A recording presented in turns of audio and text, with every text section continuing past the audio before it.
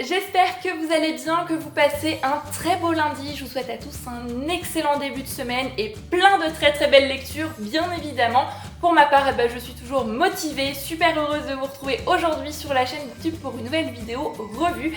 Et comme vous l'aurez sûrement vu au titre, aujourd'hui on se retrouve pour papoter un petit peu graphique, bande dessinée, puisque je vais vous partager mon avis sur ma lecture du dernier tome des Carnets de Cerises. Et oui, ça y est, c'est déjà fini. Ce dernier tome, c'est Des Premières Neiges au Perséide. C'est le 5e tome. C'est une bande dessinée de Joris Chamblin et Aurélie Néret, parue aux éditions Soleil dans leur collection Métamorphose. Les Carnets de Cerises, je sais pas si on a vraiment encore besoin de présenter cette série de bandes dessinées qui a eu un grand succès et un succès qui est amplement mérité. C'est une série de bandes dessinées jeunesse dans laquelle on suit cette jeune fille qui s'appelle Cerise. Cerise, elle a deux meilleures amies de qui elle est très proche et elle a un rêve, c'est d'écrire des livres. Elle aime beaucoup enquêter et donc chaque tome c'est un carnet de Cerise. La mise en page est très particulière dans cette bande dessinée, je vous montrerai ça juste après, mais on alterne les pages vraiment carnet écrites de Cerise et les pages planches bande dessinée un petit peu plus classiques. Et dans chaque tome, Cerise va mener l'enquête sur un adulte qu'elle trouve fort mystérieux, donc elle se dit qu'il y a là potentiellement une histoire bien croustillante. Donc elle suit ces adultes, elle essaye de démêler un petit peu certains mystères, et avec chaque tome, avec chaque adulte qu'elle suit, on va aborder un sujet important. Il se dégage vraiment quelque chose de très particulier de cette saga, c'est une ambiance à la fois douce, poétique, avec des moments d'humour, des moments d'émotion, et le 4e tome avait très bien amorcé ce 5e et dernier tome qui promettait un livre rempli d'émotions, et ça a vraiment été le cas. Ce 5e tome est un petit peu spécial puisque cette fois-ci notre Cerise, c'est pas sur un adulte qu'elle va aller enquêter, c'est sur elle-même. Elle va revenir sur son passé, essayer de fouiller, essayer de se souvenir de choses qu'elle a peut-être un petit peu oubliées, et ça nous permet à nous lecteurs d'en apprendre plus sur cette Cerise qu'on a côtoyée pendant 4 tomes, ce personnage auquel on s'est attaché, mais finalement on sait pas grand chose sur elle, on sait pas grand chose sur sa vie, si ce n'est qu'elle vit seule avec sa mère et qu'elle a deux meilleurs amis. Ça s'arrête un petit peu là. Donc dans ce 5e tome, on en apprend un petit peu plus et clôture à merveille la saga. Avant de vous en dire plus, je vous laisse avec quelques illustrations parce que quand on parle graphique et bande dessinée, c'est quand même plus sympa. Et je vous dis à tout de suite, juste après.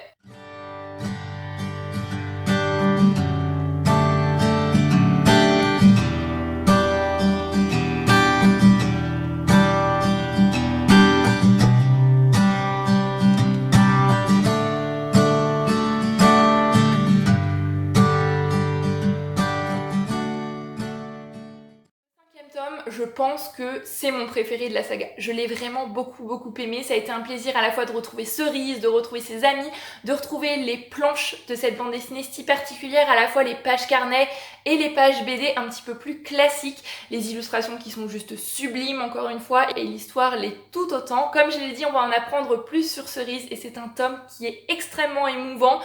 Du début à la fin, j'ai eu les larmes aux yeux, j'avais la gorge nouée par moments. C'est un très bel ouvrage encore une fois qui clôture à merveille cette saga. On a toutes les réponses à nos questions.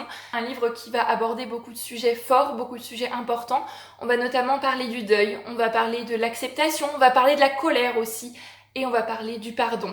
Il y a une très belle phrase à la fin que j'avais envie de partager avec vous. Une phrase que je trouve vraiment très belle, dite simplement mais avec beaucoup de vérité.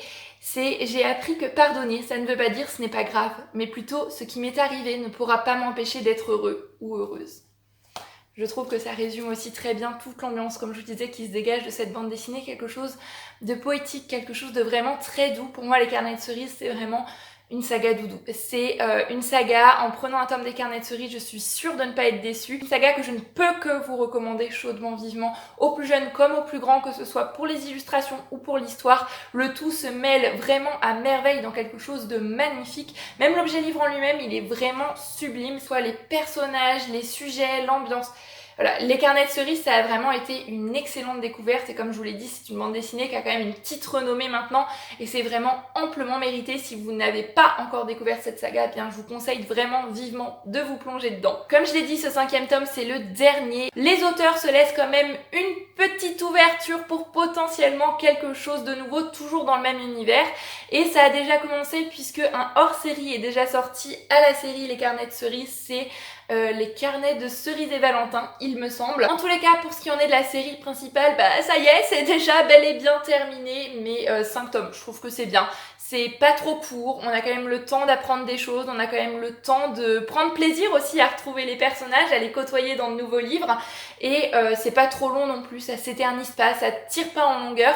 On a vu Cerise quand même grandir, évoluer, changer, ses amis aussi, beaucoup de relations évoluer, que ce soit des relations amicales ou des relations familiales. On va en apprendre plus dans ce 5e tome aussi, notamment sur comment Cerise a rencontré ses meilleurs amis, comment ses amis ont pris la place importante qu'elles ont maintenant aujourd'hui dans sa vie, et on va en apprendre plus aussi sur la relation avec sa mère. Elle est très proche de sa mère, on l'a découvert dans les tomes précédents, mais c'est une relation qui est pas forcément toujours évidente, donc tout ça va se démêler un petit peu, on va en apprendre plus ici, et c'était très beau, c'était très bien amené, c'était très bien tourné, encore une fois. Un vrai petit bijou, un condensé d'émotions. Ce 5e tome, je m'en souviendrai un moment, je pense. Et Les Carnets de Cerise, c'est une saga dans laquelle je replongerai un jour avec grand plaisir sûrement. Et bien voilà, ça y est, c'en est déjà terminé pour cette revue BD. Que non seulement on est sur une suite et fin de saga, j'ai pas forcément envie de vous spoiler, donc je ne vous en dis pas trop. C'est une saga qui en plus, comme je l'ai dit maintenant, est quand même assez connue. J'espère que cette vidéo vous aura plu. Comme d'habitude, n'hésitez pas à me laisser un petit commentaire, à venir papoter avec moi par ici